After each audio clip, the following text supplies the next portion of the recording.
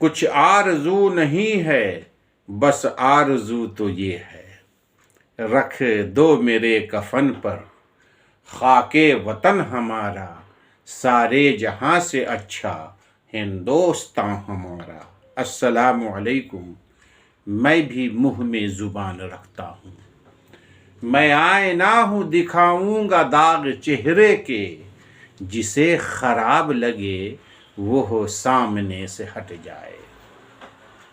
برادران وطن، ہمارا ملک ہندوستان آزاد ہے، اور یہ آزادی ہمارے پرکھوں نے بڑی جد و جہد کے بعد دلائی ہے۔ اب ہم پر فرض ہے کہ اس آزادی کو برقرار رکھیں۔ اس لیے قانون کی کتاب نے ہمیں بتایا ہے کہ ہندوستان کا ہر شہری، چھوٹا ہو یا بڑا، امیر ہو یا غریب، مزدور ہو یا تحصیلدار، جی ہاں ساتھیو، روڈ پہ سبزی بیچنے والے ہو یا منتری و سنتری، پردھان منتری، قانون کی نظروں میں سب برابر ہے۔ جی ہاں ساتھیو، آپ نے صحیح سنا۔ آرٹیکل 19 کے تحت ہندوستان کے ہر شہری، مذہب و ملت کے لوگوں کو حقوق عطا کیے گئے ہیں کہ وہ اپنی بات تقریر کے ذریعے سرکار تک پہنچائے رکھے۔ یہ ہمیں قانون نے حق دیا ہے۔ اب آپ ہی سے جاننا چاہتا ہوں کہ اگر ملک کے بادشاہ قانون کے خلاف، سموِدھان کے خلاف، جمہوریت کے خلاف اگر کوئی ایجنڈا، منصوبے پر آمادگی ظاہر کرتے ہوئے قوم و ملت کے لیے نقصان دہ ہو، تو کیا اس کے خلاف آواز بلند کرنا ہمیں اور آپ کو لازم و ملزوم نہیں ہے؟ چونکہ ہمیں قانون نے حق دیے ہیں کہ قانون کی نظروں میں کوئی چھوٹا بڑا نہیں ہے۔ جی ہاں ساتھیو، لیکن دیکھا یہ جا رہا ہے کہ جو مزدور ہیں، غریب ہیں، جو اثر و رسوخ والے نہیں ہیں، اگر وہ سچ بے باکی کے ساتھ سرکار کی کمیاں و کوتاہیاں کو تحریر و تقریر کے ذریعے اجاگر کرنا چاہتے ہیں تو انہیں جیل کے سلاخوں میں ڈال دیا جاتا ہے۔ سمجھ رہے ہم میری باتوں کو؟ اس وقت ملک وطن ہندوستان میں افراتفری کا ماحول ہے۔ آپ مانیں یا نہ مانیں، جی ہاں ساتھیو، پورب سے پچھم، اتر سے دکن تک سرکاری سرپرستی میں جو سڑکوں پر، بس اسٹیشنوں پر، ریلوے پلیٹ فارم پر، یہاں تک ریل کی بوگیوں تک جو نفرت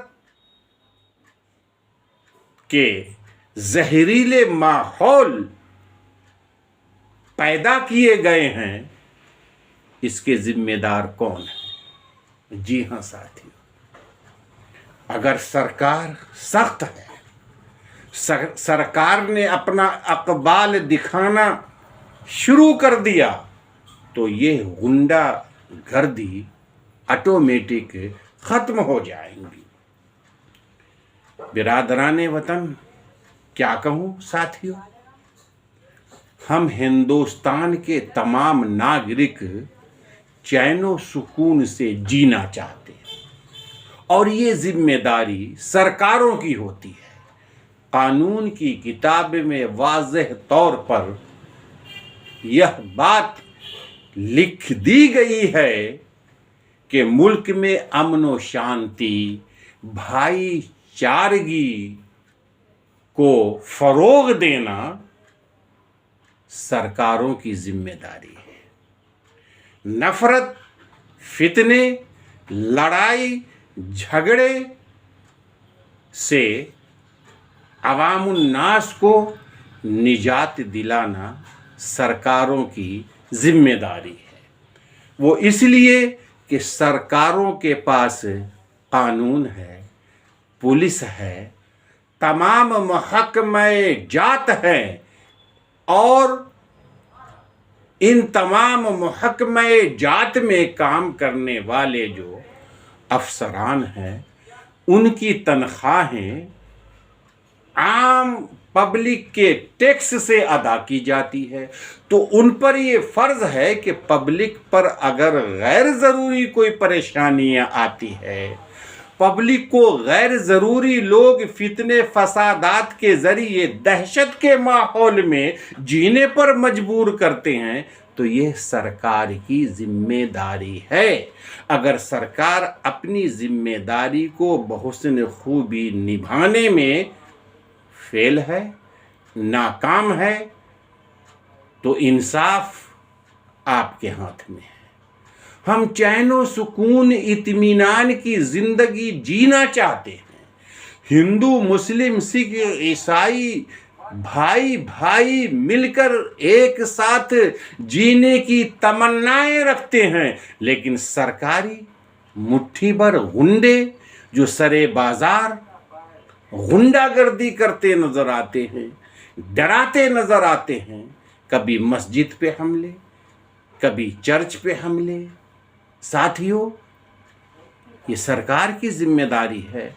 سرکار خاموش تماشائی بنی بیٹھی رہتی ہے، اس لیے ان غنڈوں کو موقع ملتا ہے کہ چلو سرکار تو خاموش بیٹھی ہے، لہٰذا وقت کے حکمرانوں سے میں ہاتھ جوڑ کر اپیل کرتا ہوں، یہ دیش کو نفرت کے ماحول میں نہ ڈھکیلیں، بلکہ یہ آپ کی ذمہ داری ہے۔ یہ آپ نے سمویدھان کی قسم کھایا ہے، ایشور کو ساکشی رکھ کر کے آپ نے قسم کھائی ہے کہ ہم ملک وطن عزیز ہندوستان کو بنا بھید بھاؤ کو چلائیں گے، نہ ہم ہندو نہ مسلمان کا چشمہ رکھیں گے، بلکہ جو سمویدھان نے ہمیں الاؤ کیا ہے اس کے مطابق ملک کو چلائیں گے۔ تو جب آپ نے ایشور کی قسم کھائی، سمویدھان کو ہاتھ میں لیا،